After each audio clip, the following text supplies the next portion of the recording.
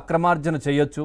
అదేవిధంగా పూర్తిగా దీనికి సంబంధించి కూడా అధికారంలోకి రాకముందే జగన్మోహన్ రెడ్డి ఆయన బ్యాచ్ పూర్తిగా దీనికి సంబంధించి ఒక ప్రణాళిక వేసుకున్నట్టుగానైతే తెలుస్తూ ఉంది. ఎందుకంటే మనం చూస్తే కనుక అధికారంలోకి రాకముందే ఈ మద్యపాన నిషేధం అనే ఒక అంశాన్ని కూడా ఆయన బలంగా ప్రజల్లోకి తీసుకెళ్లే ప్రయత్నం చేశారు. అంటే మద్యపాన నిషేధం చేస్తాను నేను, సో చేస్తున్నాను, చేయబోతున్నాను, నన్ను గెలిపించండి అని చెప్పారు. సో ప్రజలు కూడా నిజమే అనుకొని సరే అవకాశం ఇద్దాం, అదేవిధంగా ఒక్క అవకాశం అంటున్నారు కదా అని చెప్పేసి ఇస్తే, సో ఈ మద్యపాన నిషేధాన్ని అడ్డుపెట్టుకొని సో ఏమైంది అని అడిగితే నేను దశల వారీగా చేస్తాను, ఒక్కసారి చేయడానికి లేదు అని చెప్పి మళ్ళీ అన్నారు.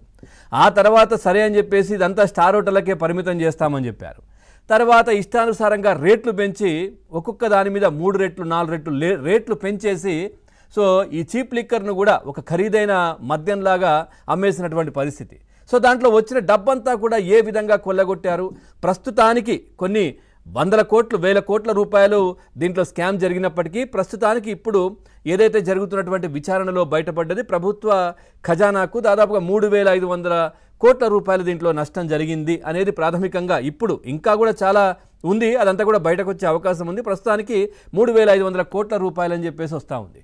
సో దీంట్లో ప్రధానంగా మనం చూస్తూ ఉన్నాం కింద నుంచి కూడా వాసుదేవ్ రెడ్డి ఎండి ఆయన అరెస్ట్ చేసిన తర్వాత ఇచ్చిన కీలక సమాచారం, ఆ తర్వాత కృష్ణమోహన్ రెడ్డి, ఆ తర్వాత ధనుంజయ రెడ్డి, ఆ తర్వాత రాజకాస్ రెడ్డి, ఆ తర్వాత ఇప్పుడు దీంట్లో చాలా కీలకమైనటువంటి వ్యక్తి ఎంపీ మిథున్ రెడ్డి. ఆయన అరెస్టుకు మరో 1-2 రోజుల్లో కూడా రంగం సిద్ధమవుతున్నటువంటి పరిస్థితులు. అదేవిధంగా కూడా అరెస్ట్ చేసి రిమాండ్ విధించి ఆ తర్వాత ఇంకా కీలక నేత, దీంట్లో చాలా పలుకుబడి ఉన్నటువంటి వ్యక్తి, చాలా పెద్ద వ్యక్తి, చాలా రాజకీయంగా ఉన్నత స్థానంలో ఉన్న వ్యక్తి కూడా దీంట్లో ఉన్నారు అని కూడా సిట్ కావచ్చు, సిఐడి కూడా తెలుస్తున్నటువంటి నేపథ్యంలో ఆయన ఎవరో అందరికీ చెప్పాల్సిన అవసరం లేదు. సో ఆయన వివరాలు కూడా ఆల్రెడీ సిట్ దగ్గర ఉన్నాయి, అవన్నీ కూడా బయటకు వచ్చే అవకాశం ఉంది. ప్రస్తుతం మిథున్ రెడ్డికి సంబంధించి కూడా ఆయనను అదుపులోకి తీసుకోవాలి, తర్వాత దర్యాప్తు చేయాలి.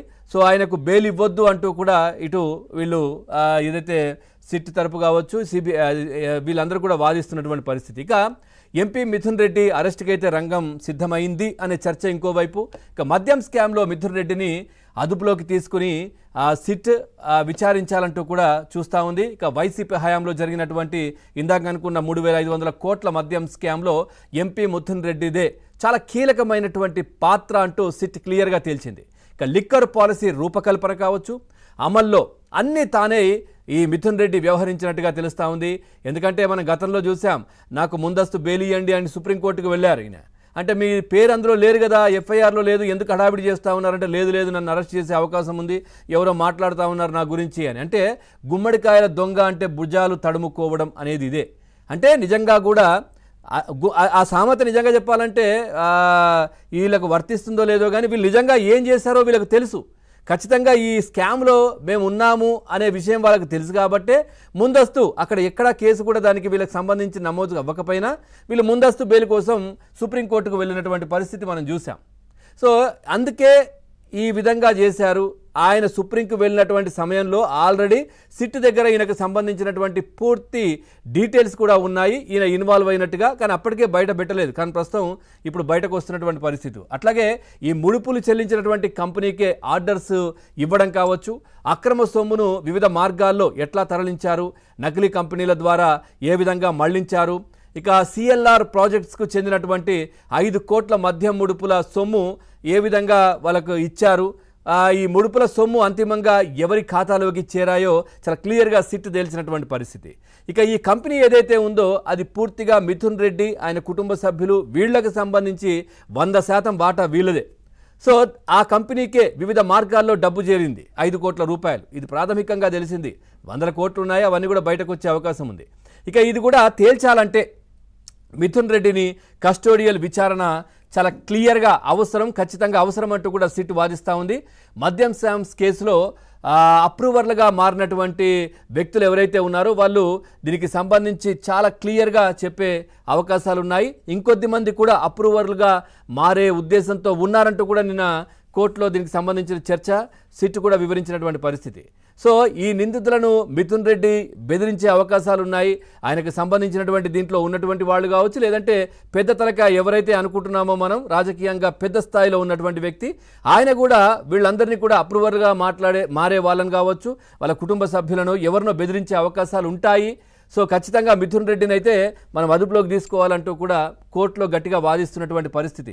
ఈయనకు నేర చరిత్ర కూడా ఉంది అంటూ ఇది ఈయన బెయిల్కి వచ్చే ముందు కావచ్చు, ఇవన్నీ కూడా ఈయన కప్పిపెట్టారు, దీనికి సంబంధించి కోర్టుకు తెలియపరచలేదు అంటూ కూడా సిద్ధార్థ్ లూత్రా కూడా నిన్న కోర్టులో దీనికి సంబంధించి వాదించినటువంటి పరిస్థితి కనిపించింది.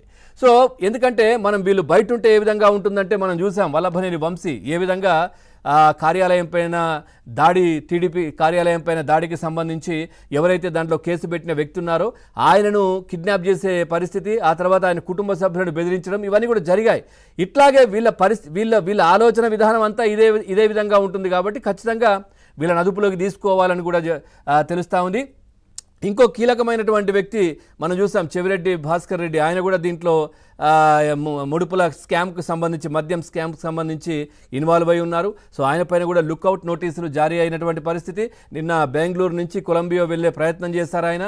సో ఆయనను పోలీసులు అదుపులోకి తీసుకున్నారు. అంటే ఎక్కడ ఇవన్నీ కూడా ఏదో జరుగుతూ ఉన్నాయి, ఇంకా ఫైనల్ స్టేజ్కి వచ్చేసింది అని చెప్పి ఆయన తప్పించుకునే ప్రయత్నం చేశారు. కానీ ఆయన పైన లుక్అవుట్ నోటీసులు ఉన్నాయి కాబట్టి ఆయనను అదుపులోకి తీసుకున్నటువంటి పరిస్థితి కనిపించింది.